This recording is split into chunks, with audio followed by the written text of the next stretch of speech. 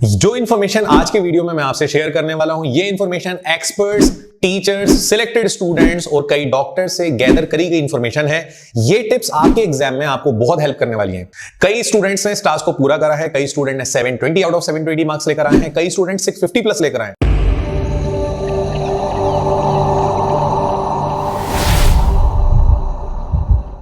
Hello dear students, कैसे हैं आप लोग। आज के वीडियो में हम डिस्कस करने वाले हैं how to score 650 plus marks in NEET exam.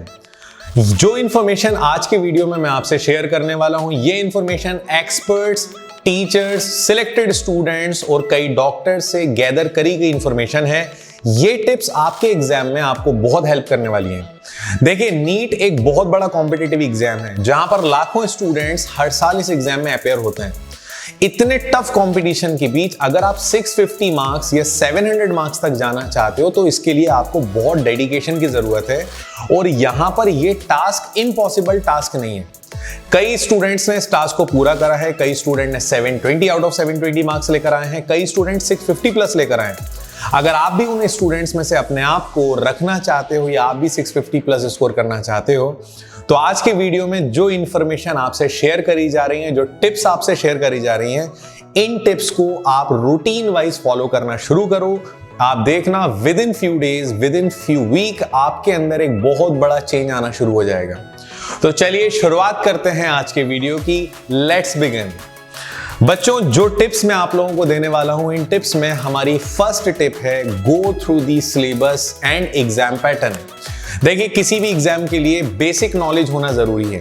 उस एग्जाम में chapter wise, unit wise syllabus क्या है, कितने टॉपिक्स ऐड हैं, कितने टॉपिक डिलीट हो चुके हैं, हमें पता होना चाहिए। हमारे एग्जाम में सब्जेक्ट वाइज क्या सिलेबस है, इसकी कंप्लीट इंफॉर्मेशन हमारे पास होना चाहिए। ज्यादातर स्टूडेंट की गलती ये होती है कि वो एग्जाम की तैयारी स्टार्ट कर देते हैं लेकिन सिलेबस के बारे में कोई आइडिया नहीं है। ये पहली मिस्टेक है और ये फर्स्ट मिस्टेक आगे तक हमारे बड़े से बड़े काम को पूरी तरह से बिगाड़ कर रख देती है।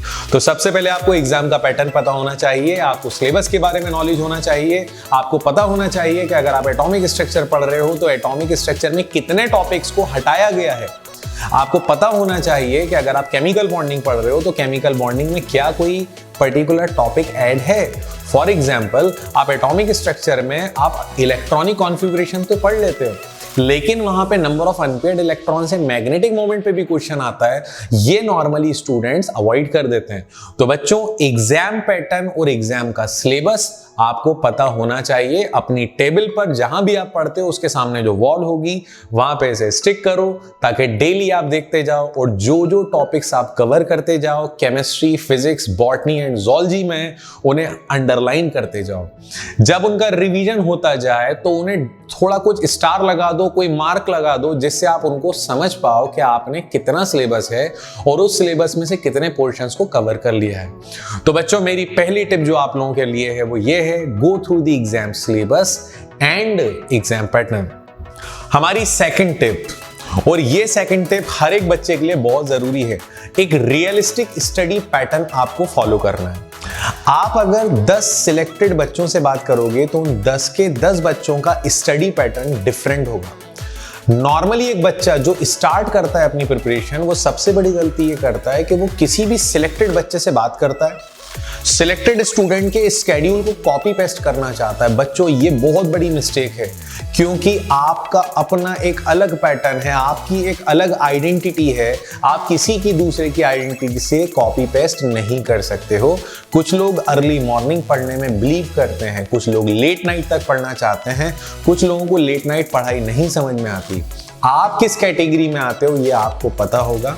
एक रियलिस्टिक स्टडी पैटर्न बनाओ।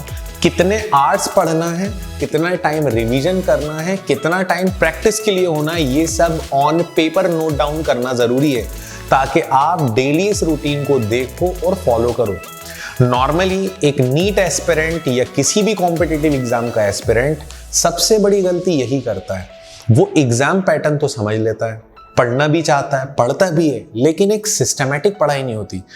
फिजिक्स पढ़ रहे हैं तो फिजिक्स पढ़े जा रहे हैं, केमिस्ट्री पढ़ रहे हैं तो केमिस्ट्री पढ़े जा रहे हैं। ऐसा बिल्कुल नहीं करना है। आपको एक रियलिस्टिक स्टडी पैटर्न का फॉलो करना है जिसमें आप physics, chemistry, botany and zoology जैसे सब्जेक्ट्स को आप बराबर टाइम देंगे।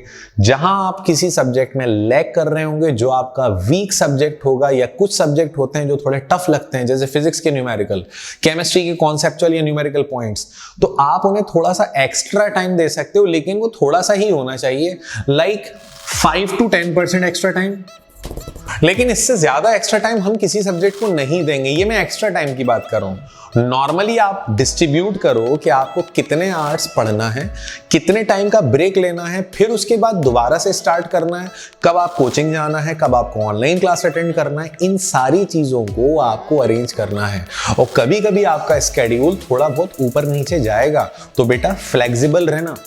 एक ही पैटर्न को लेके रोना मत कि नहीं मुझे तो सुबह 6 बजे से पढ़ना था और आज तो मेरी 7 बजे क्लास है, अब मैं क्या करूं। तो ऐसी कोई प्रॉब्लम नहीं है। एक रियलिस्टिक और एक फ्लेक्सिबल स्टडी पैटर्न बनाओ, जिसमें नंबर ऑफ आवर्स को फिक्स करो और कोशिश करो हर वीक, हर मंथ अपने नंबर ऑफ आवर्स को इंक्रीज करते जाओ। लाइक हर वीक 15 मिनट बढ़ाओ, हर हफ्ते 15 मिनट बढ़ाओ अपनी पढ़ाई में, बहुत बेनिफिट पहुंचेगा। जो आपको मैं बता रहा हूं थर्ड टिप, जो आपके लिए बहुत ज्यादा बेनिफिशियल रहेगी, और वो है go through NCERT text book. Normally students NEET exam की तैयारी करते हैं, लेकिन एनसीईआरटी टेक्स्ट बुक से शॉर्ट नोट्स नहीं बनाते हैं। अगर आप किसी कोचिंग इंस्टीट्यूट में जा रहे हैं जहां पे प्रॉपर नोट्स बनवाए जा रहे हैं, तब तो कोई जरूरत नहीं है, तब आपको एनसीईआरटी के सिर्फ क्वेश्चंस करना है। लेकिन अगर आप सेल्फ स्टडी कर रहे हो, आप किसी कोचिंग में नहीं जाते हो, तो आपको एनसीईआरटी के बेसिस पर शॉर्ट नोट्स बनाना पड़ेंगे, आपको एग्जाम्पल्स को सॉल्व करना पड़ेगा, आपको एक्सरसाइज सॉल्व करना पड़ेगी। लेकिन बच्चों, सिर्फ एनसीईआरटी सफिशिएंट नहीं है, आपको एक्स्ट्रा बुक्स की जरूरत पड़ेगी for MCQs, multiple choice questions, assertion, reason. आपको पता होना चाहिए कि किसी एक टॉपिक पर कितनी वैरायटी में क्वेश्चन बनता है। फॉर एग्जाम्पल, एक टॉपिक है relation between del H and del U, ये थर्मोडायनेमिक्स चैप्टर का है। अब इस टॉपिक पर कितनी वैरायटी के क्वेश्चन आते हैं, इस टॉपिक पर कैसे कैसे न्यूमेरिकल्स आते हैं, ये आपको तभी पता चलेगा जब आप एक प्रॉपर एक कॉम्पिटिटिव एग्जाम्स की बुक लोगे और उस बुक में उसके नंबर ऑफ क्वेश्चंस होंगे। बुक के अलावा अगर आपको स्टडी मटेरियल मिल रहा है तो it is well and good, ये तो और भी बढ़िया काम हो गया। लेकिन एक बात का ख्याल रखना, स्टडी मटेरियल का स्टॉक करना सही नहीं है। आप जितना मटेरियल परचेस कर रहे हो उतना ही परचेस करो जितना आप सॉल्व कर सकते हो। ऐसा बिल्कुल मत करना कि आपने किसी फ्रेंड से सुना कि यार मैं बुक X यूज कर रहा हूं, तो आपने बुक X खरीद ली। अगले फ्रेंड ने बोला कि मैं बुक Y पर खरीद उससे सॉल्व कर रहा हूं, उसमें अच्छे क्वेश्चन है, तो आपने बुक Y खरीद ली। ऐसा बिल्कुल भी नहीं करना है। किसी एक या दो पर्टिकुलर बुक्स को पर सब्जेक्ट आप फॉलो करो, उस बुक के हिसाब से क्वेश्चन में परफेक्ट हो जाओ, क्योंकि ऑन एन एवरेज सभी बुक्स में सभी डिफरेंट टाइप्स के मटेरियल में ऑलमोस्ट सिमिलर क्वेश्चंस होते हैं। तो हम कुछ थोड़े बहुत लाइक 5-10% क्वेश्चंस के लिए हम थोड़ी वैरायटी को बदल सकते हैं। लिमिटेड रिसोर्सेज का यूज करो, लेकिन बेस्ट होना चाहिए। क्वांटिटी मैटर नहीं करती बच्चों, क्वालिटी मैटर करती है। चलिए आते हैं 4th नंबर की टिप पर। तो हमारी 4th नंबर की टिप है अंडरस्टैंड दी कोर कॉन्सेप्ट। यहां पर आकर बहुत सारे लोग कंफ्यूज हो जाते हैं कि सर कोर कॉन्सेप्ट क्या है। देखो, आप अगर नीट एस्पिरेंट हो, आपने केमिस्ट्री पढ़ी है, तो आपने एक एग्जांपल दे रहा हूं, आपने आयनिक बॉन्ड पढ़ा होगा। आयनिक बॉन्ड क्या होता है ये सबको पता रहता है कि भाई आयनिक बॉन्ड मतलब इलेक्ट्रॉन ट्रांसफर करने पर जो बॉन्ड बनता है वो आयनिक बॉन्ड है। कब बनता है ये भी पता होना चाहिए, जब इलेक्ट्रोनेगेटिविटी का डिफरेंस 1.9 से ज्यादा होता है। लेकिन आयनिक बॉन्ड बनने के बाद क्या डिफरेंसेस आते हैं मॉलिक्यूल में, आयनिक बॉन्ड बनने से क्या मेल्टिंग पॉइंट पे, बॉइलिंग पॉइंट पे फर्क पड़ता है, आयनिक बॉन्ड बनने से रिएक्टिविटी पर क्या फर्क पड़ता है, कब आयनिक कैरेक्टर ज्यादा होता है, कब कम होता है। बच्चों, एक टॉपिक को जब आप डिटेल में समझते हो तो टॉपिक को इस तरीके से समझो कि उस टॉपिक का कोई भी क्वेश्चन अगर आप कर रहे हो तो सडनली क्लिक करना चाहिए कि हाँ यार टॉपिक पढ़ा था, उसमें ऐसा ऐसा कुछ बताया गया। टॉपिक को रटना, याद करना जरूरी है, लेकिन उससे कई गुना ज्यादा जरूरी है उस टॉपिक को समझना। आंख बंद करके सिर्फ एक बार टॉपिक को देखने के बाद क्वेश्चन लगाना शुरू करना, ये गलती है। और ज्यादातर स्टूडेंट इस गलती की वजह से डिप्रेस्ड हो जाते हैं कि यार हमसे तो क्वेश्चन ही नहीं बन रहा है। क्वेश्चन इसलिए नहीं बन रहा है क्योंकि आपने टॉपिक का कोर कॉन्सेप्ट नहीं सीखा। आपको टॉपिक का कोर कॉन्सेप्ट सीखना जरूरी है। आप अगर मॉलिक्यूलर ऑर्बिटल थ्योरी पढ़ रहे हो तो मॉलिक्यूलर ऑर्बिटल थ्योरी से कैसे मॉलिक्यूल या मॉलिक्यूलर आयन की स्टेबिलिटी होती है, कब बॉन्ड एनर्जी ज्यादा और कम होती है, वो भी आपको पता करना है। क्योंकि आप मॉलिक्यूलर ऑर्बिटल थ्योरी सिर्फ टॉपिक पढ़ के नहीं रह सकते, उससे कनेक्टेड जो कॉन्सेप्ट्स हैं वो भी आप सीखोगे, लेकिन वो क्वेश्चन करके सीखोगे। तो बच्चों, किसी भी सब्जेक्ट को जब आप पढ़ो तो आप सब्जेक्ट के कॉन्सेप्ट सीखते जाओ, ये बहुत ज्यादा जरूरी है। और फाइनली आज की हमारी last tip, go through PYQs। कोई भी बच्चा अगर एग्जाम की प्रिपरेशन कर रहा है तो उस एग्जाम के प्रीवियस ईयर क्वेश्चंस होना ही चाहिए, कुछ भी हो।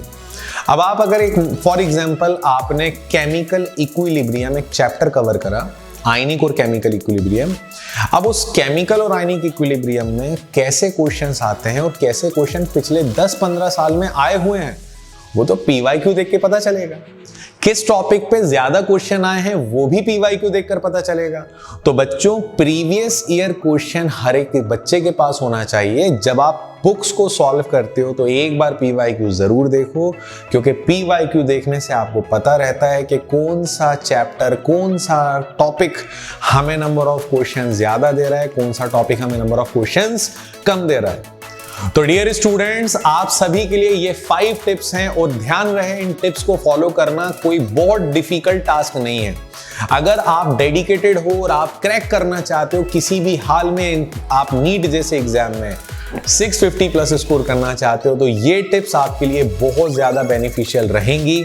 और अगर आप 1 मंथ तक इन टिप्स को फॉलो कर रहे हो तो प्लीज एक बार इस वीडियो पे वापस आके कमेंट करके जरूर बताना क्या ये टिप्स आपको फायदा पहुंचा रही हैं या नहीं। तो बच्चों, आज के वीडियो में फिलहाल इतना ही। That's all for today. Thank you very much. और अगर वीडियो पसंद आए तो अपने जैसे और भी बच्चों के साथ शेयर करें।